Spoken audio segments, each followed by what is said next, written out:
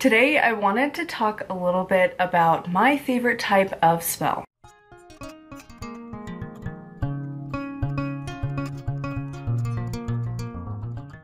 So this spell is one that you can use for pretty much any purpose.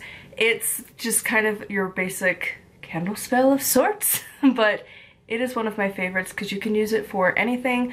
I've used it anywhere from love in that category to finances, to protection, just, I mean, all of the things, really. It is my go-to. And the nice thing about this is that it is one that is pretty easy if you are in the broom closet to do, because most people aren't gonna really question it that much. So my favorite type of spell is a candle spell, and I like to use the scented candles. Now I know some people don't love those. They want it to be made for witches, by witches. They want to buy from like the small boutique shops that you know who's making it and all of that, and what type of ingredients, and you know that it was made with love and care and not in a just factory, and that's fine. If you could afford that, that works for you, fantastic. But not everyone feels that way.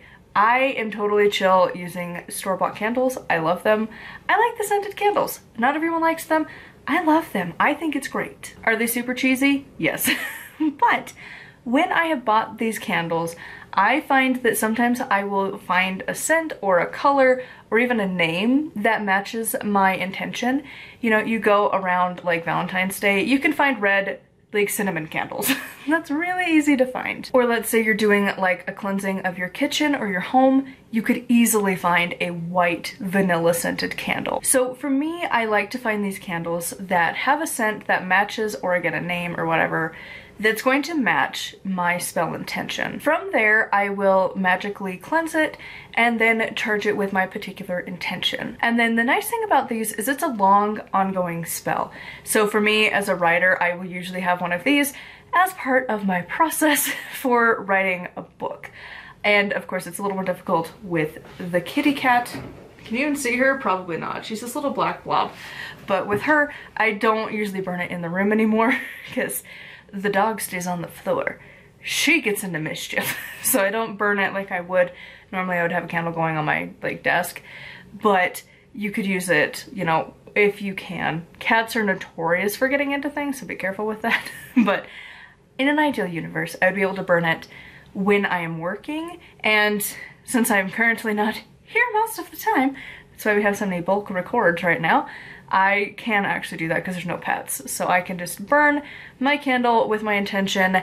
Like for me, I have a work one, so I have it burning while I work every morning for the few hours that I can get in before the day starts. Now every day I do recharge the candle with the intention, and I will visualize whatever the focus is and putting that energy in.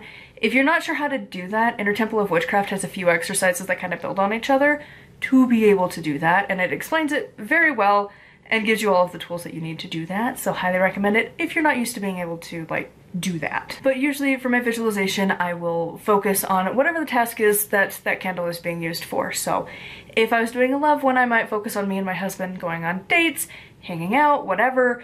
If you're single, you could focus on like trying to find a person, not a specific one, just, you know, what would you want to be doing with this person? How would you want to feel around this person? Things like that. I used to visualize like particular scenarios, like sitting in the car, listening to the radio, holding hands while I'm driving. I now do that all the time, like using whatever visualization you need. And so doing that while holding the candle before it's lit every day. And then when I light it, I have a specific affirmation that I will say that I've written up. I like to use rhymes. I agree with Dorothy Morrison for the most part that having rhymes does help your spells. I've noticed it does help a bit more, and if you can write it yourself, it tends to work out a little bit better. So I know that's not everyone's thing. You can usually find something online that might work. You don't necessarily have to have it rhyme. I prefer if it does. Seems to work better for me, but I'll have a phrase or a small kind of poem almost that I will read off, light the candle, and then let it burn.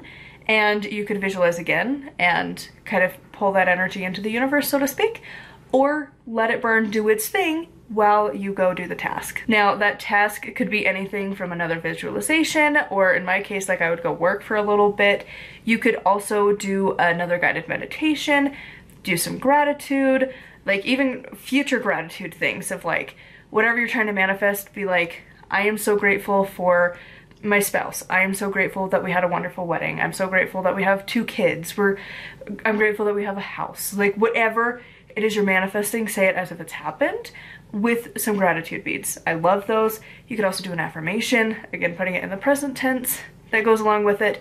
I like beads so that you can keep track. You could also set a timer if that works better for you, and do that while it burns. If you don't have like a task, again, like mine's for writing right now, so like, and just work in general. So mine, it's pretty easy.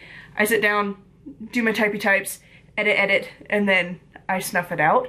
But you could do the beads if that works for you. I usually do that alongside because I do that. I have a long morning ritual of things that I do, but that's just a part of it that you could include. And then you just use that candle until it's pretty much out. Now, this is a long-term kind of a spell. For me, it's a kind of gentle reminder to the universe. I'm just kind of sending my vibe of what I'm wanting out. And I have got very many of these going all the time. So like, it doesn't necessarily need to be like a, when this candle's done, it's done. Because like, if you did one for like cleansing your home and having like a home candle spell kind of a thing, and like the kitchen is really common, or wherever your hearth is, you could just continue to replace that. A lot of kitchen witches do that. Whether it's first thing in the morning, last thing at night, is just setting the tone of your home, or also like on a weekly basis. And then again, like my work one, I'll continue to use that.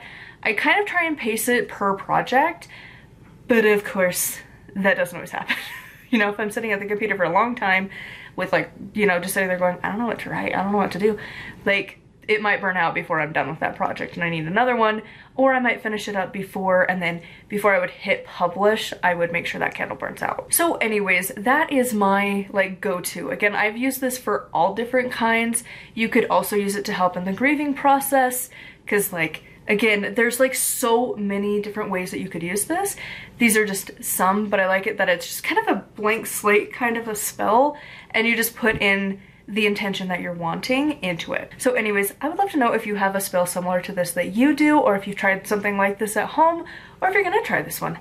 Let me know in the comments down below. As always, a huge thank you to my patrons. If you'd like to support me and get access to exclusive content, it is patreon.com/nightwillowcrafts. Make sure to like, comment, and subscribe. I post every single day. And until next time, thank you so much for watching, and blessed be.